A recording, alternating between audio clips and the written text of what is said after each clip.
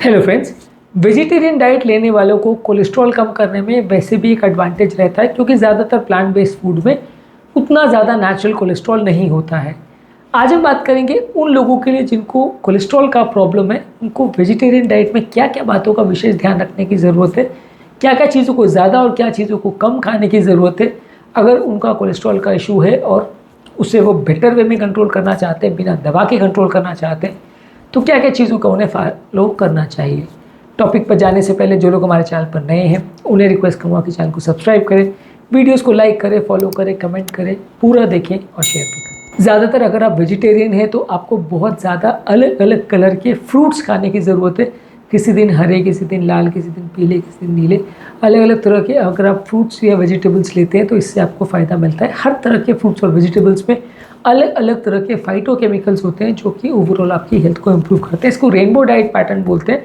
Obviously colour से मैं आधा मतलब सिर्फ खाली कलर पर ही फोकस करना है वैसा नहीं है, हमें हेल्दी प्रोडक्ट्स को ज़्यादा लेना है और ओवरऑल इस तरह से डाइट के पिगमेंट्स को सिलेक्ट करना है कि हमको अलग अलग कलर की सब्जियां, अलग अलग तरह के फ्रूट्स डेली मिले। सबका जो पिगमेंट है वो वाला पोर्शन अगर हम खाते हैं तो उसमें जो मौजूद केमिकल्स हैं वो कोलेस्ट्रॉल को कम करने में मदद करते हैं, वज़न को कम करने में मदद करते हैं और काफ़ी हेल्दी भी रहते हैं। इसके अलावा आपको होल ग्रेन्स लेना चाहिए जैसे brown rice, whole wheat, oats, barley, quinoa. ये सारी चीज़ें जो हैं ये फाइबर से भरे होते हैं जो कि कोलेस्ट्रॉल कम करने में मदद करते हैं।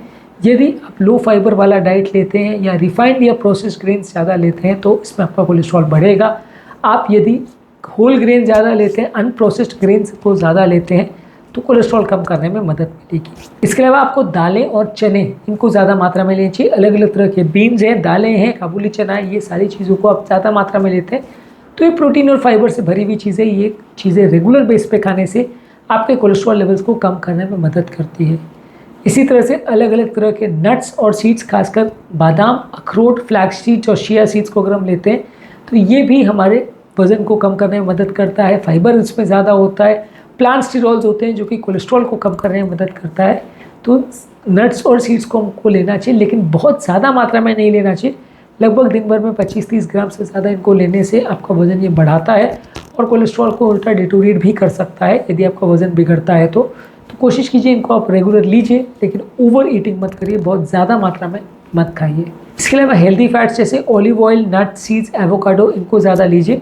ये अनसैचुरेटेड फैट्स से भरे होते हैं इसलिए आपका ब्लड कोलेस्ट्रॉल लेवल ज़्यादा नहीं बढ़ाते हैं, लेकिन इन सब चीज़ों में भी आपको ध्यान रखने की ज़रूरत है कि बहुत आप कोशिश कीजिए इनको बहुत ज़्यादा मात्रा में मत लीजिए। बहुत ज़्यादा मात्रा में इनको लेने से अनहेल्दी होगा। सीमित मात्रा में लीजिए, जहाँ ज़रूरत है वहाँ रेगुलर ऑयल के बदले इनको लीजिए लेकिन ओवर ईटिंग इनको भी मत करिए क्योंकि ये सारे खाद्य पदार्थ ज़्यादा मात्रा में लेने से उतना फ़ायदा नहीं करते हैं।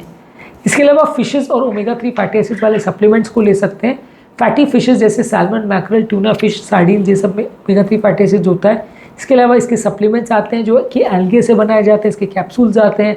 Flax seed, chia seeds, walnuts में भी ओमेगा 3 फैटी एसिड्स होता है तो ये आपके ओवरऑल ट्राइग्लिसराइड और कोलेस्ट्रॉल को कम करने में मदद करता है। वेजिटेरियन लोग इसको ले सकते हैं तो इससे आपको फ़ायदा मिलेगा। हालांकि ऑब्वियसली हम वेजिटेरियन डाइट की बात करें तो फ़िश पर उतना ज़्यादा आप नहीं लेना चाहोगे, ऑब्वियसली आप वेजिटेरियन की अगर बात कर रहे हो तो। लेकिन हाँ, ये ओमेगा 3 फैटी एसिड्स किसी भी सोर्स से आपको आए, आपको कैप्सूल के फॉर्म में मिले, खाने के फॉर्म में मिले या किसी और भी तरह से मिले तो आपके लिए हेल्दी है। जो भी डाइट सोर्स आप लेना चाहते हो इनके लिए ये आपके कोलेस्ट्रॉल को कम करेगा। जो भी आपका डाइट ओवरऑल परमिट करता है उस हिसाब से आप इसको चूज़ कर सकते हैं। इसके अलावा आप प्रोसेस्ड फूड्स और रिफाइंड फूड्स को बहुत ज़्यादा मत लीजिए। प्रोसेस्ड फूड्स में अनहेल्दी फैट्स और प्रिजर्वेटिव्स होते हैं जो कि आपके लिए कोलेस्ट्रॉल लेवल को बढ़ाते हैं और इन्फ्लेमेशन बॉडी में करते हैं जिससे आपकी हेल्थ बिगड़ती है। तो आप कोशिश करिए कि जितना नेचुरल फूड्स लें उतना ज़्यादा अच्छा है। प्रोसेस्ड और रिफाइंड फूड्स और ऑयल्स आपके लिए नुकसानदायक है।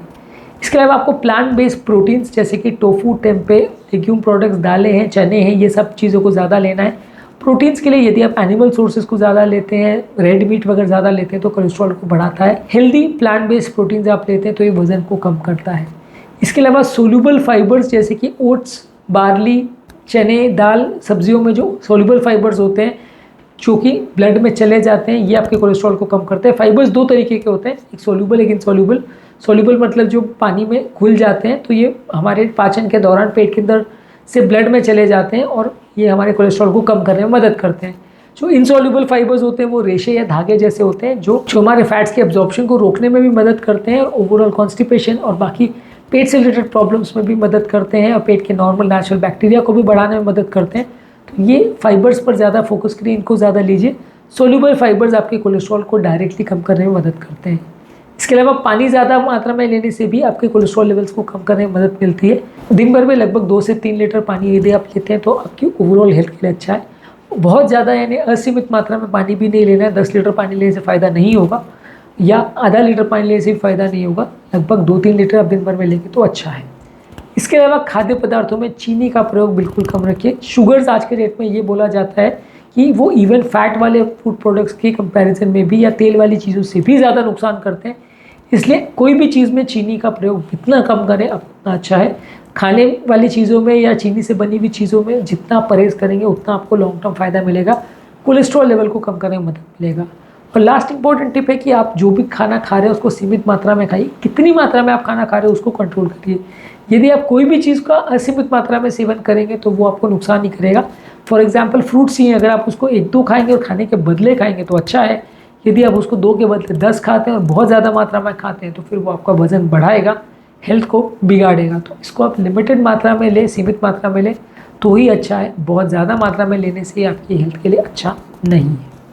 आज के टॉपिक में हमने बात करी कि जो लोग वेजिटेरियन हैं और प्लांट बेस्ड फूड लेते हैं, कोलेस्ट्रॉल को कम करने के लिए वो कौन कौन से ऐसे टिप्स का फॉलो कर सकते हैं या क्या क्या चीज़ों का उनको विशेष ध्यान रखने की ज़रूरत है यदि वो अपने कोलेस्ट्रॉल को कम करना चाहते हैं। ऑब्वियसली उनके लिए थोड़ा ज़्यादा आसान है क्योंकि वेजिटेरियन डाइट में कोलेस्ट्रॉल कम होता है, लेकिन फिर भी बॉडी में 80% जो कोलेस्ट्रॉल बनता है वो लिवर में बनता है। तो यदि हम प्रॉपर सब चीज़ों का ध्यान रखेंगे तो कोलेस्ट्रॉल का शरीर में बनना और लेवल्स का ब्लड में बढ़ना कुछ हद तक हम कंट्रोल कर सकते हैं। पूरी तरह से ना भी कर पाएँ तो एटलीस्ट कुछ फ़ायदा हम कर पाएंगे।